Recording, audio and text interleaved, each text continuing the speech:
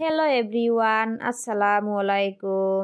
Good evening সবাইকে। কেমন আছো তোমরা সবাই? আশা করতেছি সবাই ভালো আছো এবং সুস্থ আছো। আজকের দুপুরের রান্নাটা তোমাগুলোকে শেয়ার করতেছি।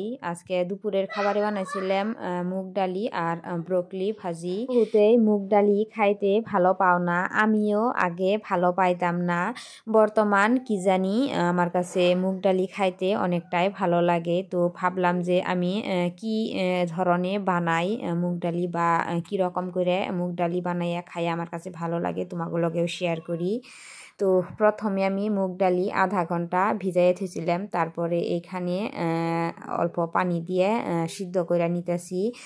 তো উপর দিয়ে যে বগা বগা উঠে ফেনার মতন ওইগুলো আমি ফালাই দিছি। আর এখন ঢাকনা দিয়ে ঢাইকা দিয়ে ভালো করে সিদ্ধ করে নিব, গ্যাসের আঁচটা কমিয়ে দিয়ে। যেহেতু মুগ ডালি সিদ্ধ হইতে অনেক সময় লাগে, ওই জন্য আমি ঢাকনা দিয়ে ঢাইকা দিয়ে গ্যাসের আঁচটা কমিয়ে দিয়ে সিদ্ধ করে নিলাম।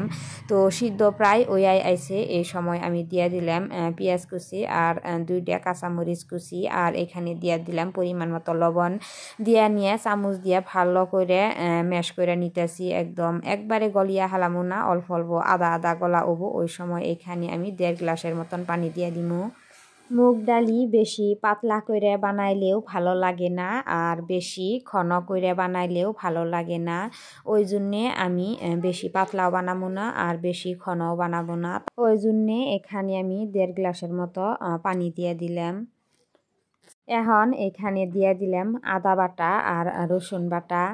এখন রেগুলার ব্যবহার হওয়া মশলা পাউডার দিয়ে দিমু, ধনিয়া পাউডার, জিরা পাউডার আর দিলাম হালদি পাউডার।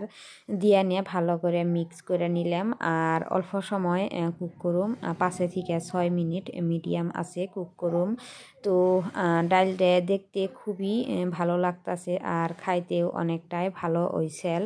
যারা হয়তো ডাল ভালো পাও তাগো কাছে ভালোই লাগবো, আর যারা ডাল ভালো পাও না তাগো কাছে আর কীরকম করে ভালো লাগবো। একটা টাইমে আমার কাছেও ডাল খুব একটা ভালো লাগতো না, যতই ভালো করে বানাই না কেন তাও ভালো লাগতো না। বর্তমান ভালো লাগে।